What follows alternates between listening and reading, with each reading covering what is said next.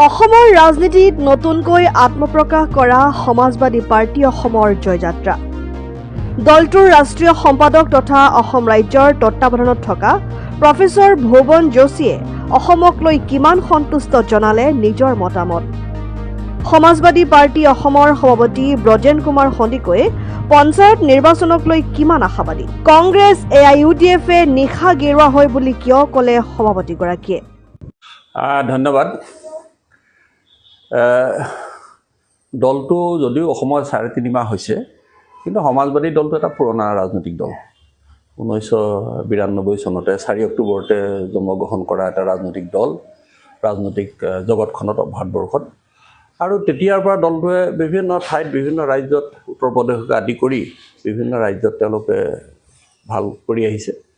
আৰু সেই সুবাদতে কিবা প্ৰকাৰত আহি পেলাই সমাজবাদী দলটো আমাৰ চিন্তাধাৰাটো আছে। বহু মানুহে মোক, বহু বুদ্ধিজীৱীয়ে, বহু লোকে উপদেশ দিছিলে যে সমাজবাদী দলটো যদি অসমত আনে, বৰ্তমান যিটো অসমত যিবিলাক হৈ আছে, বিজেপিয়ে হওক, কংগ্ৰেছে হওক, AUDFে হওক, যিবিলাক ঘটনাবিলাক ঘটি আছে বা বিভিন্ন ধৰণৰ ৰাইজে যি ধৰণে তেওঁলোকে যি আশা কৰিছিলে, হয়তো সেই আশাবিলাক তেওঁলোকে ফুলফিল কৰিব পৰা নাই।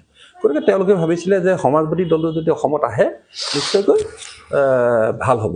আৰু সেই আশা লৈ তেওঁলোকে বহুতে মাজত মোক তেওঁলোকে বহুতে অনুৰোধ কৰিছিলে। কৰাৰ পিছত আমি এই কথাখিনি লৈ পেলাই আমি লক্ষ্ণৌলৈ গ'লোঁ। তেখেতৰ লগতো মোক এই তৃতীয় পক্ষৰ এজনে চিনাকি কৰিছে, কোনো ৰাজনীতিৰ লগত তেওঁ জড়িত নহয়, বুদ্ধিজীৱী এজন মানুহে তেখেতে চিনাকি কৰি দিছিলে। আৰু সেই চিনাকি হোৱাৰ পৰা নাজানো তেখেতক মই প্ৰথমতে যিজনে মোক চিনাকি কৰি দিছিলে তেওঁৰ নামটো ক'ব নোৱাৰোঁ, কিন্তু মই তেখেতক বহুত ধন্যবাদ দিব লাগিব। সেই যে কয় নহয়, একদম গুৰিতে তেওঁলোকে কিন্তু দহু আঙুলিয়ে খাই বুঢ়াই হেঁচুকিলেহে যায়। সেই তেওঁ কিন্তু সেইজন মানুহে, তেনেকুৱা দুজন মানুহে খুব মোক উপদেশ দিছিলে। সেই প্ৰকাৰতে তেখেতক লগ পালোঁ। আৰু মই কৈছোঁ, মই গৌৰৱ কৰি ক'ব পাৰোঁ যে এই দুটা পৰ্যায়ৰ পঞ্চায়তৰ নিৰ্বাচন, প্ৰথম পৰ্যায় 2 তাৰিখে হৈছে, অহা কাইলৈ ইয়াত হ'ব। এই যি পৰ্যায়ত তেওঁ এই 3.৫ মাহত তেওঁ প্ৰায় 45 দিন অসমত আছে।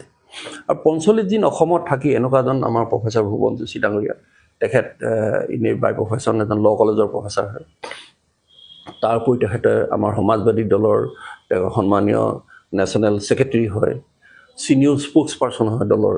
তাৰ উপৰি তেওঁ অসমৰ ইনচাৰ্জ হিচাপে তেখেতক এপইণ্ট কৰিছে আৰু যথেষ্ট অভিজ্ঞতাপুষ্ট। আৰু তেখেতৰ এডভাইচে আমাক বহুত ক্ষেত্ৰত, মানে দলটো আগবঢ়াই নিয়াৰ ক্ষেত্ৰত সাংঘাতিক ধৰণে কামত আহিছে। আৰু মানুহজনক দেখিছোঁ বহুত কষ্ট কৰিব পাৰে। আৰু এই যি নিৰ্বাচন হৈছে, 2 তাৰিখে যি নিৰ্বাচন হৈ গ'ল, বহুত সমষ্টি, বহুত আমাৰ চিটত আঞ্চলিক পঞ্চায়ত, জিলা পৰিষদ, ৱাৰ্ড মেম্বাৰ যদিও চিম্বল নাই, কিন্তু আমি খুব ভাল ফলাফল দেখাব পাৰিম। আৰু অহা কাইলৈ যি নিৰ্বাচন হ'বলৈ গৈ আছে, পঞ্চায়ত নিৰ্বাচনৰ 2য় পৰ্যায়ৰ, এই 2য় পৰ্যায়ত আমি যেতিয়া বিভিন্ন ঠাইত বিভিন্ন পাৰ্টীৰ লগত আমি গৈছোঁ, পাৰ্টীৰ লগত বহুত ৰেলী কৰিছোঁ, সভা কৰিছোঁ, তাত প্ৰত্যেক ঠাইতে দেখিছোঁ আমি যিটো আশা কৰিছোঁ তাতকৈ কিন্তু যথেষ্ট মানুহ হৈছে। ৰাতিলৈকে, দিনে ৰাতিয়ে মানুহে যথেষ্ট কষ্ট কৰিছে, দলটো আগবঢ়াই নিয়াত সহায় কৰিছে। আৰু মোৰ বিশ্বাস আছে যে আমি নিশ্চয়কৈ, যদিও দলটো ইয়াত কম সময়ৰ ভিতৰতে হেৰি হৈছে, আমি কিন্তু খুব ভাল ফলাফল দেখাব পাৰিম বুলি মোৰ বিশ্বাস হৈছে। আৰু অহা প্ৰথম পৰ্যায়তো বহুত ৰাইজে যথেষ্ট ভোটদান কৰিছে। এতিয়া 2য় পৰ্যায়তো মই সমূহ ৰাইজক, অসমবাসী ৰাইজৰ য'ত নিৰ্বাচন হৈ আছে অহাকালি, মই তাতে অনুৰোধ জনাম তেখেতসকলে যাতে, মই ৰাজ্যিক সভাপতি হিচাপে অনুৰোধ জনাম যাতে তেখেতসকলে সমাজবাদী দলক ভোটটো দিয়ক। কাৰণ কংগ্ৰেছ, বিজেপি আৰু AUDF তেওঁলোকে সাংঘাতিক অতিষ্ঠ হৈছে, পৰিৱৰ্তন বিচাৰিছে সঁচা অৰ্থত। আৰু পৰিৱৰ্তনটো তেওঁলোকে সমাজবাদী চিন্তাধাৰাৰে তেওঁ অসমখন আগবঢ়াই নিয়াৰ কথা ভাবিছে। आज असम की 45 दिनों की मेरी यात्रा एज ए असम इंचार्ज पूरी हो रही है और मुझे लगभग असम के सभी क्षेत्रों में जाने का मौका मिला।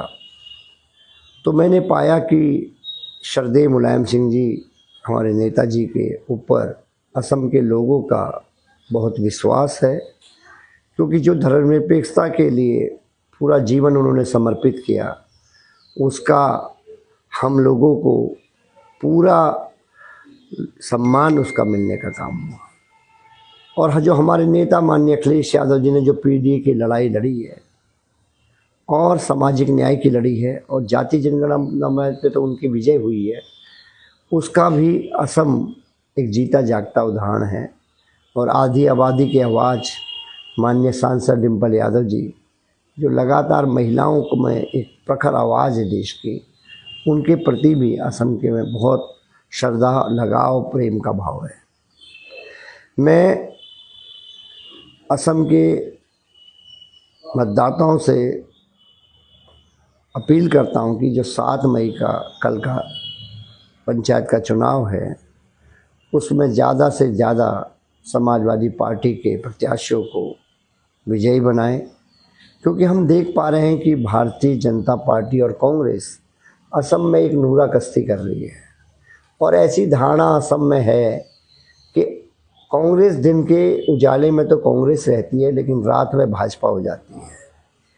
क्योंकि जो यहाँ के मुख्यमंत्री हैं हेमंत बिस्वा साहब, वो कांग्रेस से आए और कांग्रेस में एमएलए हों, कार्यकर्ता हों, पदाधिकारी, उनसे उनके प्रगाढ़ संबंध है।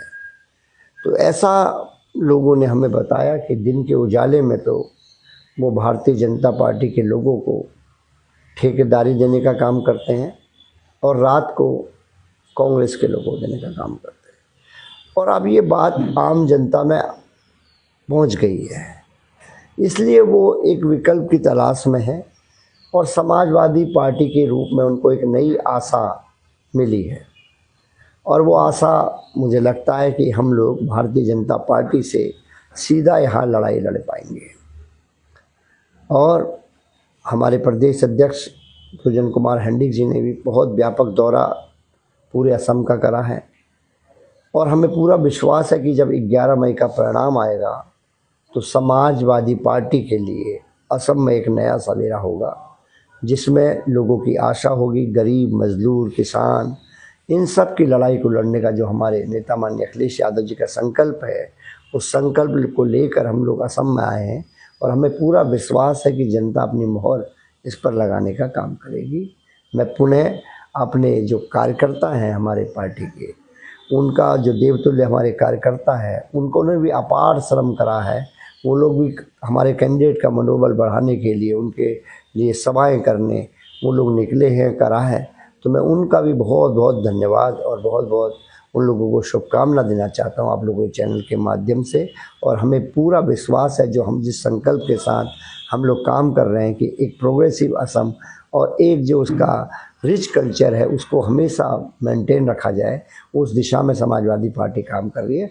मुझे पूरा विश्वास है समाजवादी पार्टी लोगों की उम्मीदों पर खरा उतरेगी। Stay informed, stay ahead. News NE 365.